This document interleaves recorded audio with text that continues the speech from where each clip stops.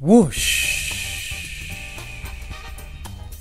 Lonnie Johnson's super soaking stream of inventions. Written by Chris Barton, illustrated by Don Tate, and read by Mr. Alicea.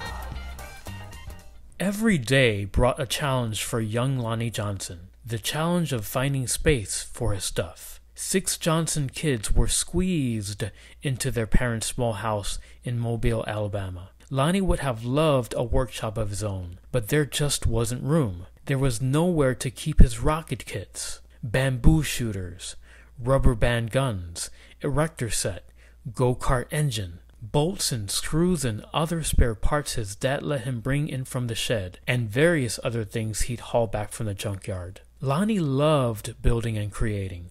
Ideas for inventions just kept on flowing. He learned how to make rockets from scratch. Kids at school gathered to watch Lonnie launch them, and he learned how to make rocket fuel. When it caught fire in the kitchen, Lonnie's mom didn't make him stop. She just sent him to work outside. Lonnie wanted to spend his life designing things, building things, and getting them to work. He wanted to be an engineer. However, Lonnie took an exam that said he would not make a very good one. His dream had been challenged. Lonnie was discouraged. But he knew that whoever had graded his test hadn't met Linux. Inspired by a TV show, Lonnie had built his own robot. He made it out of scrap metal and named it Linux. Compressed air cylinders and valves allowed Linux's body to turn and its arms to move. The switches came from an old broken jukebox. Lonnie used a tape recorder to program Linux, and as a bonus, the reels looked like eyes. Lonnie wanted to enter his creation in a science fair, but he couldn't get the transmitter to work. Without it, Lonnie couldn't send commands to Linux. Science fairs came and went. Lonnie missed one and then another until he got an idea. Now, Lonnie may or may not have asked before he borrowed his little sister's walkie-talkie, but it fixed the transmission issue. His school's team took freshly finished Linux to a 1968 science fair at the University of Alabama, where only 5 years earlier African American students hadn't even been allowed. Having to compete in a place that still wasn't very welcoming, now that was a challenge with a capital C. Against other schools from all over the state, Lonnie's team won first place. Soon Lonnie left home to go to college at Tuskegee Institute, where he stood out as a self-confident, insightful, creative thinker. He stood out as a student who asked the right questions, precisely defined problems, and formulated solutions. And he stood out as the guy who built his own booming sound system out of cast-off electronics. It even had lights that flashed in sync with the beat. Lonnie sometimes studied right in the middle of his own parties. The extra studying paid off. He became an engineer after graduation, and that took him beyond Alabama, way beyond.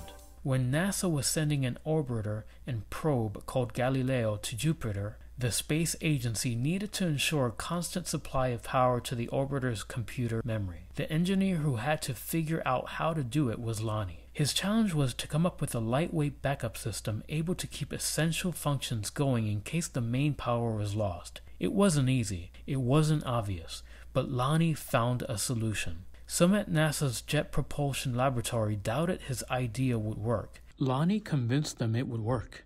He was right. As it photographed Jupiter and its moons, Galileo was supported by the power package that Lonnie designed. Much of what we know about Jupiter could have been at risk in a power failure if not for Lonnie. Ideas for other problems to solve just kept on flowing. They flowed whether Lonnie was working with hundreds of people at NASA or up late tinkering with his own inventions in, finally, his own workshop. Lonnie knew the world's millions of refrigerators and air conditioners needed a new cooling system, one that didn't use R12, a chemical that was bad for the environment. He had an idea for using water and air pressure instead. To test his idea, he made a pump and nozzle, connected them to the bathroom faucet, turned on the faucet, turned on the pump, and then whoosh!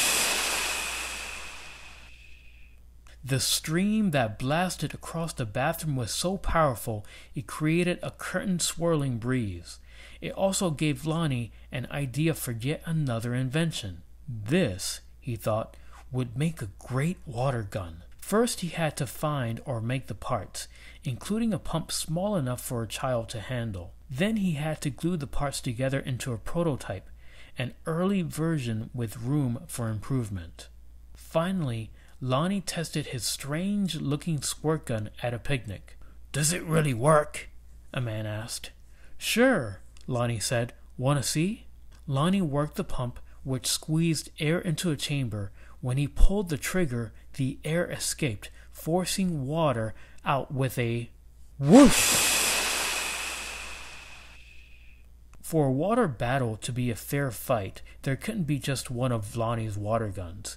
He needed help making more. So he went to toy company after toy company after toy company. The word no flowed again and again, but finally one company said yes. It planned to make his water gun. Lonnie also had other projects: a water-propelled toy airplane, 2 kinds of engines, and his cooling system. He found investors to provide the money for turning his ideas into projects people could buy. He made a leap of faith, quit his day job, and devoted himself to full-time inventing. But soon each plan fell apart, even the one for the water gun. These things sometimes happen, but when they happen one after another to the same person, well, that's some pretty bad luck. Lonnie didn't have a job. He didn't have the money he'd been counting on. He and his family had to move out of their home and into a little apartment. He was angry and scared. But Lonnie had dealt with challenges all his life. He knew a lot about solving problems, and he still believed in his inventions, especially the water gun. Lonnie went looking for another toy company.